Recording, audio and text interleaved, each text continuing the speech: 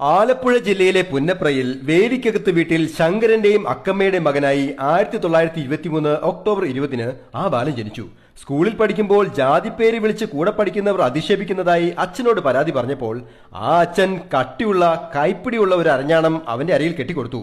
ആ അരഞ്ഞാണത്തിന്റെ ചൂടറിഞ്ഞവരൊന്നും പിന്നീട് അവനെ കളിയാക്കിയിട്ടില്ല. കൊടിയ ദാരിദ്ര്യത്തിൽ വളർന്ന ആ ബാലന് 4 വയസ്സുള്ളപ്പോൾ വസൂരി ബാധിച്ച അമ്മയെയും 11 വയസ്സുള്ളപ്പോൾ അച്ഛനെയും നഷ്ടപ്പെട്ടു. പിതാവ് മരിച്ച് സ്കൂൾ പഠനം ഉപേക്ഷിച്ച് ചേട്ടന്റെ ജൗളിക്കടയിൽ നിന്ന അവൻ പിന്നീട് ആസ്പിൻ വാൾ കയർ ഫാക്ടറിയിലെ തൊഴിലാളിയായി മാറി. ജോലി സമയത്തിന് ശേഷം തൊഴിലാളികളെ സംഘടിപ്പിക്കാനും അവരുടെ അവകാശ നിഷേധങ്ങളെപ്പറ്റി ശബ്ദമുയർത്താനും അവൻ സമയം കണ്ടെത്തി. കൂലി ചോദിച്ചതിന് തൊഴിലാളിയെ മർദ്ദിച്ച മൂപ്പന്റെ മുഖമടച്ചൊരണം കൊടുത്ത അവനെ തൊഴിലാളികളും ശ്രദ്ധിച്ചു തുടങ്ങിയിരുന്നു. കയർ ഫാക്ടറി ട്രേഡ് യൂണിയൻ നേതാവായി തുടങ്ങിയ അവന്റെ സംഘടനാ പാടവം തിരിച്ചറിഞ്ഞ കമ്മ്യൂണിസ്റ്റ് നേതാക്കൾ അന്ന് പറഞ്ഞത് ഇവനൊരു തീപ്പൊരിയാണ്, തീ പടർത്താൻ ഇവനെ കൊണ്ടാവും എന്നായിരുന്നു. കുട്ടനാട്ടിലെ തൊഴിലാളി സമരങ്ങളിൽ അവൻ സജീവമായി.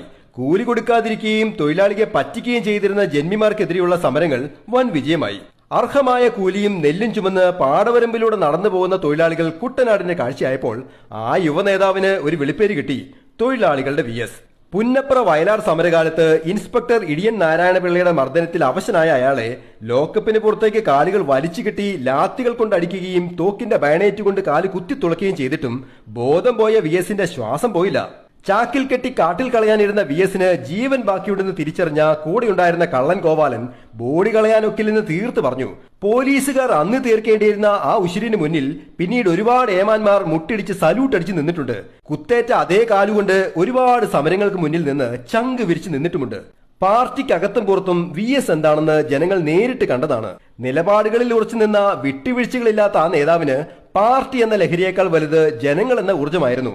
വിഭാഗീയതയും കുതികാൽ വെട്ടുമൊക്കെയായി പലരും VS എന്ന പാർട്ടി പ്രവർത്തകനെ തളർത്തിയിട്ടുണ്ടാകാം. പക്ഷേ VS എന്ന രണ്ടക്ഷരത്തിന് ജനഹൃദയങ്ങളിൽ ആഴമുള്ളൊരു സ്ഥാനമുണ്ടെന്ന് മനസ്സിലാക്കാൻ 2006 തിരഞ്ഞെടുപ്പ് കാലത്തുയർന്ന മുദ്രാവാക്യങ്ങൾ മാത്രം മതി. കണ്ണേ കരളെ VS, ധീരസഖാവേ VS, കേരളത്തിൻ മണിമുത്തേ ഞങ്ങളുടെ യോമന റോസാപ്പൂവേ. കേരളത്തിലെ ഏറ്റവും മികച്ച മുഖ്യമന്ത്രി ആരാണെന്നതിൽ തർക്കങ്ങളുണ്ടാവാം. പക്ഷേ കേരളം കണ്ട ഏറ്റവും മികച്ച പ്രതിപക്ഷ നേതാവിന് ഒരൊറ്റ പേരേ ഉള്ളൂ, അതാണ് VS. ആ സമര നായകന് 100 ചുവപ്പൻ അഭിവാദ്യങ്ങൾ. Happy drawing, Saneesh Divakaran.